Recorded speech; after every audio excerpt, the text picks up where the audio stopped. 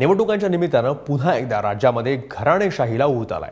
सगळ्याच पक्षातल्या दिग्गज नेते जे ते आपल्या राजकीय वारसदारांसाठी फिल्डिंग लावताना दिसत आहेत। पण कामगार कल्याण मंत्री संभाजी पाटील निलंगेकर यांनी मात्र एक घर एक पद या तत्वाचा अवलंब करायचं ठरवलंय। ते अचानक एक अपवाद बनताय त्याला। त्यामुळे आपण हे पदावर असेपर्यंत आपल्या कुटुंबातल्या कोणालाही निवडणूक रिंगणामध्ये उतरवणार नाही असं निलंगेकर यांनी जाहीरच करून टाकलंय। कार्यकर्त्यांनी त्यांचे बंधू अरविंद पाटील यांना जिल्हा परिषदेसाठी उमेदवारी द्यायची मागणी केली होती, मात्र संभाजी पाटील यांनी ही मागणी फेटाळून लावली आहे। संभाजी पाटील किती दिवस आपल्या शब्दावर कायम राहतात हे पाहणं मात्र महत्त्वाचं ठरणार आहे।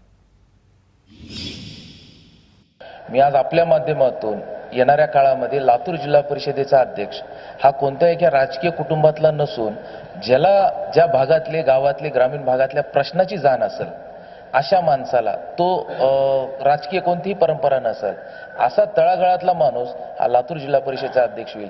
ही जी परंपरा मागच्या 35 वर्षापासून लागलेली आहे की एकाच कुटुंबातला माणूस त्या ठिकाणी बसायला पाहिजे, येणाऱ्या काळामध्ये भारतीय जनता पार्टी ही परंपरा तोडल आणि एक सर्वसामान्य माणूस ग्रामीण भागातला माणूस त्या पदावर अध्यक्ष म्हणून बसेल।